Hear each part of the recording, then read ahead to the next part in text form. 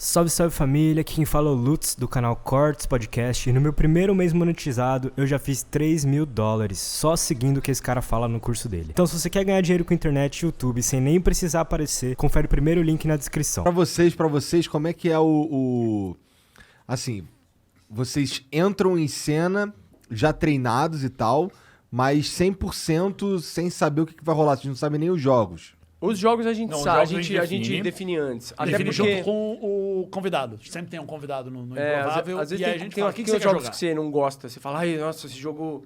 Se por algum acaso alguém em cena tem alguma tensão por alguma mecânica ou jogo, não vamos fazer, pra gente curtir, né?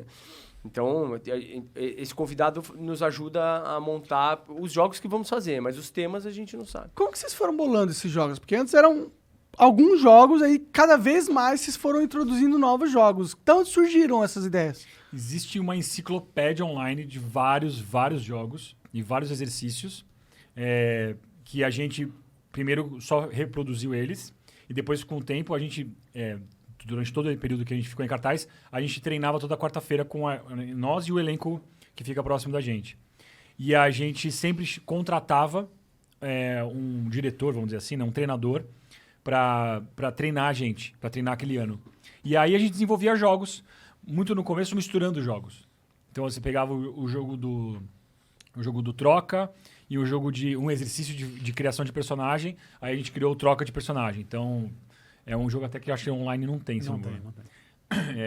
Então a gente treinava em sala, a gente pesquisava no laboratório, vamos dizer assim, a gente gastava o jogo, via se ele tinha futuro, e aí a gente achava aquele bom, a gente treinava com o nosso elenco, e aí a gente estreava o jogo falando pra plateia, a gente vai estrear o jogo, a gente nunca fez, e a plateia adorava isso, né? Porque se desse errado ia ser mais incrível ainda o dia. E porque também os jogos, às vezes, eles são divididos em mecânicas de como são. Então, jogos de grupo, jogos de gatilho, de piada rápida. Então, aqueles cenas improváveis. Piores coisas para ter que...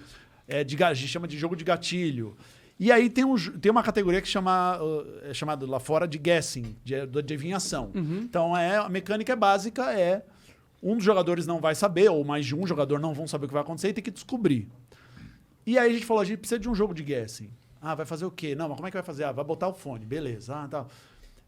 Só que aí alguns jogos a gente falava, vamos adaptar para uma coisa brasileira. E foi assim que surgiu um jogo que é o Escolinha Improvável que a gente faz.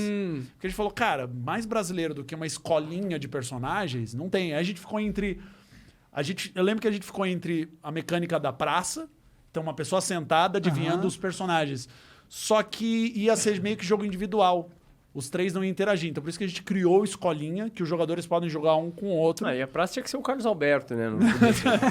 Sem fazer Quando nada. falou em Carlos praça, Alberto, eu juro que eu pensei no Carlos Alberto. Mas seria... Tinha que ser com ele. A gente só faz os personagens. Vamos chamar ele, cara. Vamos. Boa. É que ele não vai adivinhar, ele vai ficar... Fazendo aquele modo gaivota dele. Mas foi isso, a gente criou, a gente tinha mecânica e a gente queria criar um jogo. E a gente foi, O Musical Improvável foi numa dessas? Foi numa dessas. Entendi. Musical Improvável foi uma dessas. Porque às vezes os grupos falam, a gente vai criar uma música pra você. Monark, quantos anos você tem? Você estudou o quê? Tá bom, então a gente vai fazer uma música pro Monark. A gente falava, cara, tá criando essa cena, os musicais estão começando a vir aqui no Brasil. Vamos fazer um musical? Vai ser a maior cara de pau do mundo, porque vai ser um musical tosco, bora. E a gente começou a brincar. E aí quando começa a música, a gente... encarna, como se a gente fosse muito talentoso. Eu assisti uns que eram muito bons, tinha clímax das músicas, as coisas iam, e aí terminava num ápice, assim, terminou no lugar certo, na hora certa. Eu falei, caralho, mano, os caras Terminar certo é um desafio também, cara. Mas certo. E o melhor elogio até hoje foi da mãe do Elídio. A mãe do Elídio, que já assistiu a gente muitas vezes. Não, minha mãe assistiu super pouco. Ela também não vai ver o Flow, que ela não acessa a internet. Tem as suas vantagens também, não acessa a internet. Mas A mãe do Elídio pergunta, filho, tá tudo bem? Tá tudo bem. Improvável, minha mãe assistiu uns 4. Entendi. E ela assistiu... 12 anos fazendo. Não, eu posso brigar com a minha mãe, ela não vai ver. Ela não vai ver. E foi um dos melhores elogios em relação ao do musical, porque ela... não, os outros jogos, eu sei, vocês improvisam e tal, não sei o quê, mas aquele musical... Não, mas o musical não, esse vocês já sabiam. Vocês já sabiam, né? Esse Mãe, daí por que vocês que ensaiam. eu vou improvisar um espetáculo inteiro e falar, mamãe, no final eu vou ensaiar. Não faz sentido. Mas eu confesso, teve alguns que eu falei, mano, não é possível. Mas Vocês pra gente é um planejaram, elogio... o melhor elogio. O melhor elogio de todos é Nunca esse. planejaram. Nunca planejaram. Nunca.